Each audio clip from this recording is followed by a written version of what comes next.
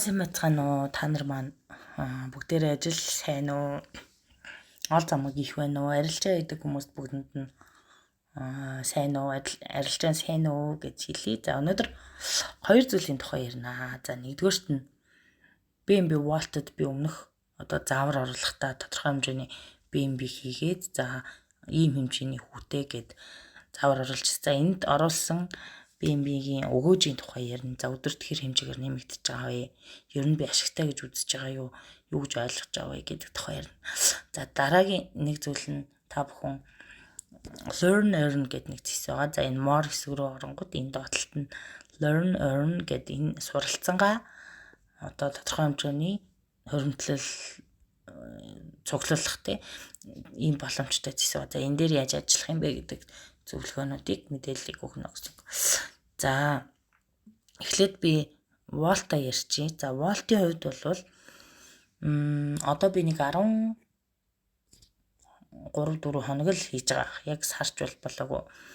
9 сарын сүүлээр хийсэн байхаа 10 сарын баг 1-2-нд биш 30-тай дүүцвэл 9 сарын 30 27 мал хавцаа ч юм уу хийсэн. За тэгээ энэ хугацаанд 12 хоногийн хугацаанд ямар өөрчлөлт орсон бэ гэхээр за хэдүүлээ хисторийг ингээ харчих. Өдөрт 0 за маш олон тэгтээ 964 ийм хэмжээний B&B нэмэгдээд явж байгаа. За өдөрт ийм хэмжээний нэмэгдээд явж байгаа. Энэ юу гэсэн юм бэ гэхээр 14 саташид тэнцэж байгаа. Өдөр болгон 24 цагт та 14 саташи автоматар юу гэдэг таны балансан дээр нэмэгдэж байгаа гэсэн үг. Гэхдээ мэдээж маш бага. Энэ бол өндөр баланстай том арилжаа идэх хүмүүс бол энэнд нь хүрч байгаа байх. Гэхдээ яг зүгээр урт хугацааны хөрөнгөөр бол харж байгаа coin token-ийнхаа төслийг маш сайн судалсан тиймэрхүү урт хугацааны юм харж байгаа нэг хүмүүс бол нэг асуудалгүй байх. Гэхдээ яг би яагаад энэ Vault-ийг ирэхэд нь ашиггүй тухай ярих гээд байгаа юм бэ гэхээр миний хувьд бол би ингээ криптогийн салбарыг судлаа явж байхад ашиг гэдэг зүйлийг хизээ ярих вэ гэхээр та өөртөө байгаа балансаа ямар үед худалдаж аваад ямар үед бүрэн эсвэл stable coin болгож эрсдлээ хамгаалах. За эсвэл бүрэн Монгол төгрөгийн данс долларынхаа данс руу шилжүүлж авсан. Тэр цагт л яг би өгөөжтэй тэдэн доллар тэдэн төгрөг олсон гэдэг тийм өгөөжтэй байсан тэдний хугацаанд гэдэг эцсийн дүгнэлт гардаг ийм салбараа.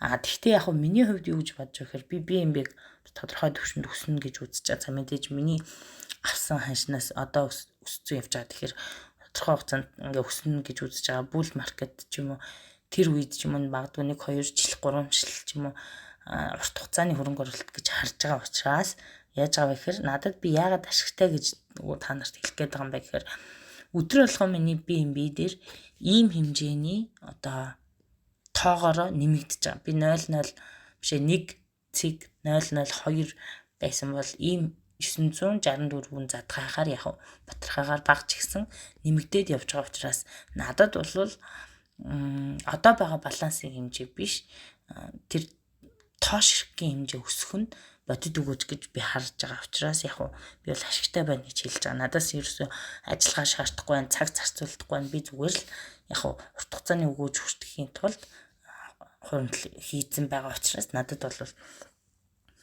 энийг би ашигтай гэж харж байгаа. Мэдээж зөв coin-о сонгох хэрэгтэй. За тэгээд мэдээж хизээ гаргах уу, яах вэ гэдэг төлөвлөгөө өгөөж бол та бүхэн өөрсдөө эртлэн тооцоолсон байх хэрэгтэй.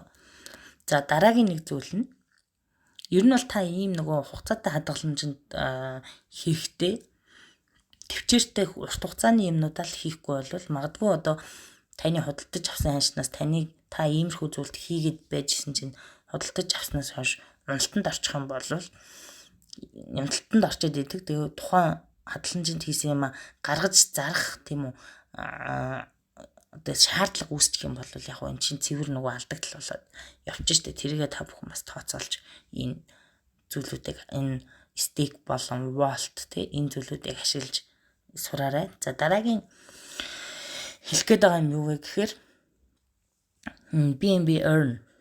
За би бас та бүхнээс хүлцээс өчье. За миний хоолой бас жоохон муу. За ойр 4 хоног 3 хоног бичлэг хийгээгүй шалтгаан нь хоолой таг тэгээд таниадтай байгаа эмчилгээ хийлгэж байгаа учраас ярихад үнэхээр хүндрэлтэй байна. Гэхдээ би бол тасралтгүй бөгөөд тогтмол байх нь миний үүрэг учраас бичлэгээ аль болох хийсээр л явах болно. За дараагийн ярих гэж байгаа зүйл нь learn earn гэдэг зүйл. За энэ бол суралцсангаа одоо хуримтлал яа гэсэн агуулгатай. За Binance Academy-аас гаргаж байгаа шинэ одоо Binance дээр гарч ирж байгаа Burger City ч юм уу ямар нэгэн төслүүд, за төслийн шинжилтүүд, coin token-ы тухай мэдээллүүдийг ингээ хичээл хэлбэрээр, видео болон текст хэлбэрээр Binance Academy-аас ингээ гаргацсан.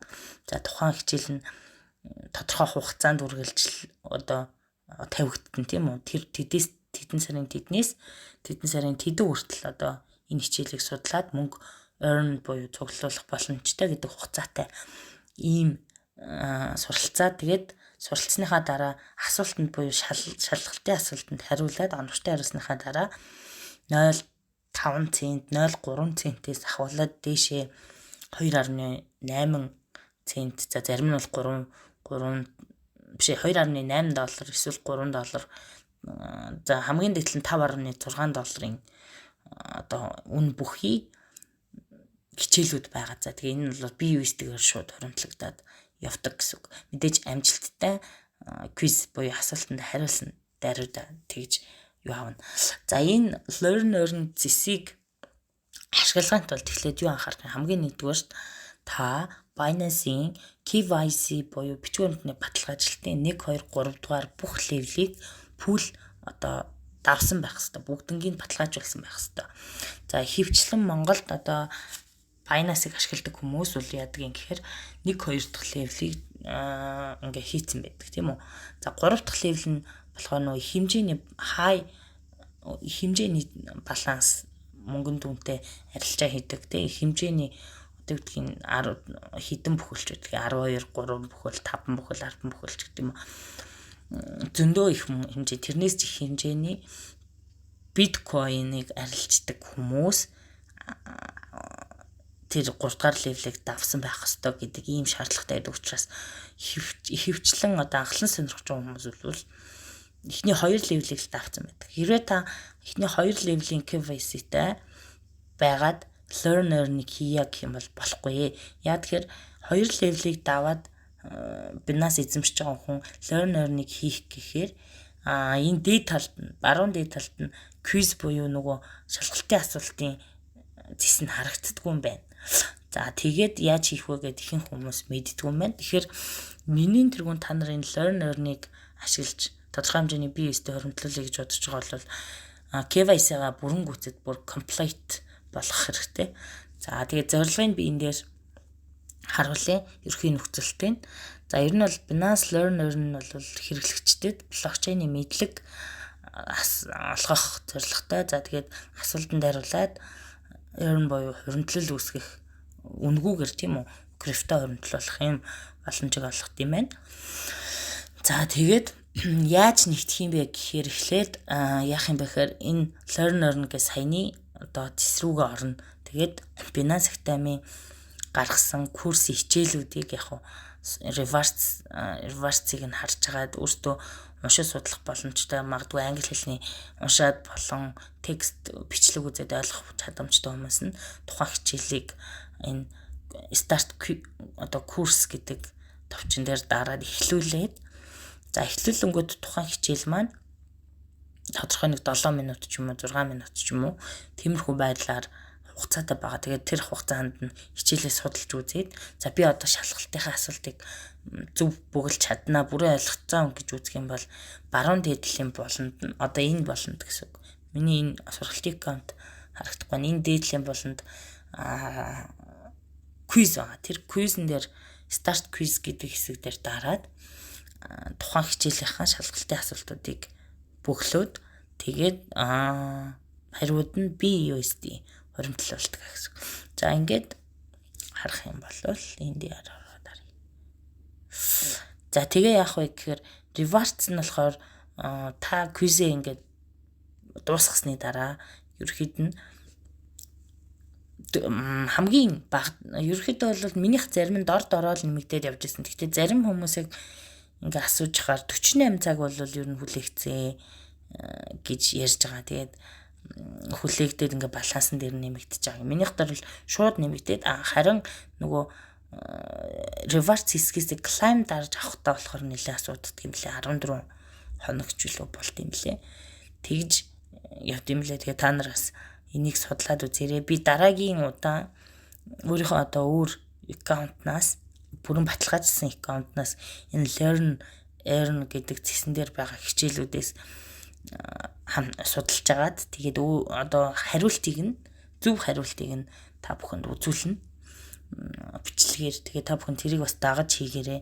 За ингээд ерөөхдөө харуулах юм бол за одоо жишээ нь start quiz гэдээ харна.